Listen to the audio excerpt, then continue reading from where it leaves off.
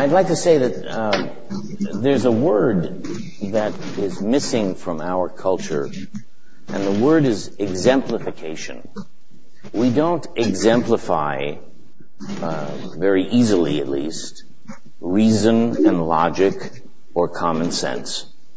We found that finding ways to exemplify those things so that parents could know what to say to their children, or ministers could know what to say to their congregations, were far, far harder to exemplify on television than the screamers, because one can't scream reason. One can scream an extreme position. And we have submitted television, this incredibly powerful technology, to the rules and regulations of advertising. And advertising insists upon only a certain amount of time before there's an advertising break, and everyone has built their discussions around those arbitrary rules. And Frank Luntz is one of the more talented and respected creators of what we call, what's the name of this thing? Sound bites. And I was wondering what I was going to come up with. We once had a conversation where I said, I read your books, Frank. I read 3 books. He never said he bought them. He only said he read them. I didn't buy them. I read 3 books, and you used a high vocabulary. You used an enormous intelligence to explain why we didn't need enormous intelligence or a high vocabulary. We only needed sound bites. And television has done a specific damaging thing. It has made big things small and small things big, and it has reduced what we think is substance in politics to sound bites of tax relief or death taxes or phrases that seem to mean something, as opposed to taking the time to explain what they truly are all about. May I respond? Yes, you may. This conversation is so 1980s. I'm a 1980s guy. Okay, 1970s for you. I want to read you something from 2011, if I can pull it up very quickly. I'm far more afraid of the web than I am of television, because that's where a lot of you get your information right now. If I may read a quote from the Democratic Underground. I hate Luntz. He can take his newspeak and shove it where the sun doesn't shine. Or from the Huffington Post, comparing me to Joseph Goebbels, I, having lost a fair number of my family in World War II, my family is Jewish. Daily Kos, Goebbels would be proud. In fact, his heirs could probably sue Luntz for copyright infringement. And the one that I like the best, because it appeared this weekend, he has the kind of face I'd like to smack. I'm trying so hard to use my intellect on this one, to no avail. I still feel like smacking him. There are 10, 11, 12-year-olds who read this stuff and think that that is the proper way to communicate. And if you talk to teachers right now, they will tell you that within the last 2 years, the comments that kids are making in class to each other have taken a noticeable turn for the worse. These are adults writing these comments. These are websites with responsible people. I am not calling for censorship. I am calling for a common sense use of dialogue that doesn't encourage and promote this language, because 10 years old and 12-year-old kids are learning this. We may teach civics in class, but if we lose civility, we've lost it all. Okay. The reason why Frank deserves the applause and deserves to be on this board and in this conversation is because to almost everyone outside of our immediate group, they think that we have nothing in common. In fact, we have a great deal in common. We have a different vocabulary, and we have different reasons, and we have different structures or methodologies. But Frank and I both recognize, an unease and anxiety about the future that is shared by left and right, fat and thin, up and down, and that is unique in American history. When Frank talks about civility, we are not talking about the one incident that took place here or the one thread of insults that he was talking about. It is about the atmosphere that has been created because the other rational, reasonable world of public discourse is not exemplified and becomes very much like the tree that falls in the forest. If no one hears it, it doesn't exist. And if incivility becomes our norm, the norm of public discourse, we are doomed, because that incivility leads only to the demonization of our opponent.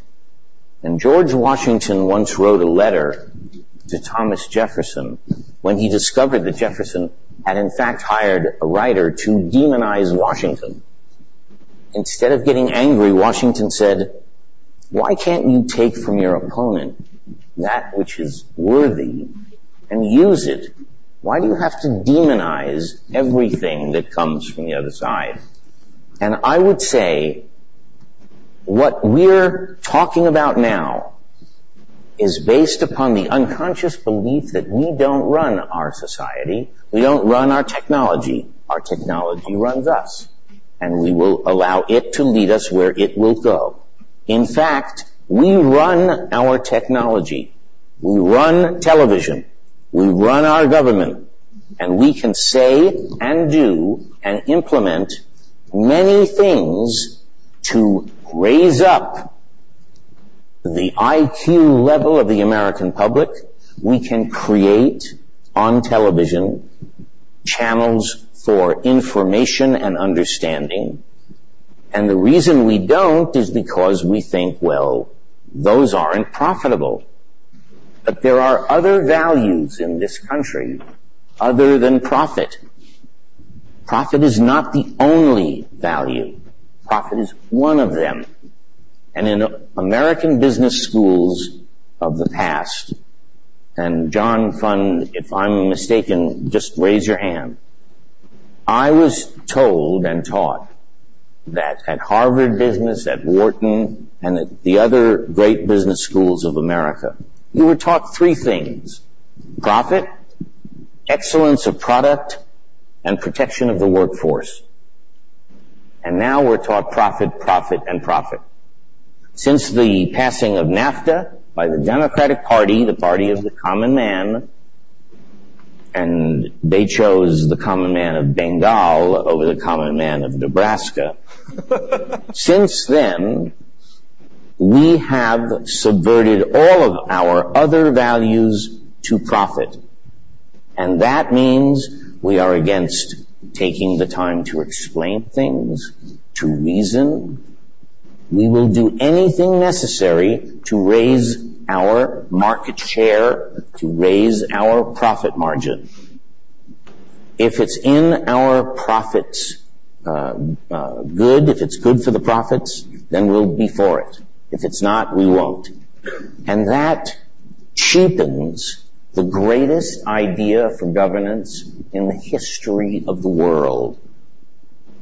People don't realize the tip of the hat, the respect and compliment our Constitution is, because it was so different than anything that had come before, that we were saying that the common person was as important a part of the story of that nation as the rulers, and that they could actually one be the other.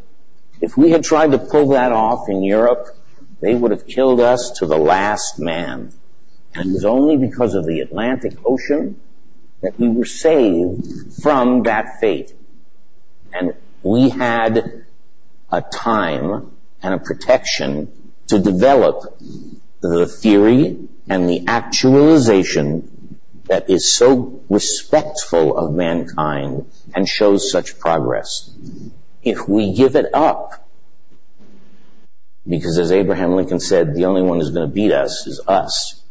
If we give up the rights in the First Amendment, the protection of those rights, because we are so terrified of so many terrorists committing so many acts, if we give up the intangible, invisible strengths of the Bill of Rights and the Constitution, we deserve everything we get. You have to realize you are responsible for the gift of how smart your kids can be. And are we educating them to any reality? I say we are educating our children to a reality that resembles a Bollywood movie or a Fred Astaire film. But we are not educating them to the world of the 21st century that evidence points towards. Toxic fumes in subways, dirty bombs, and foreclosed homes, and those families whose homes are foreclosed illegally by banks that we used to rely on. Those families don't know how to light a fire. And we have to learn that we owe our future the basics. We owe our future, our progeny, the most elemental of intelligence, the tools not of one particular subject or the other, but the tools that create a mobility of mind, an agility of mind that can take whatever problems may be thrown at us. Solve it.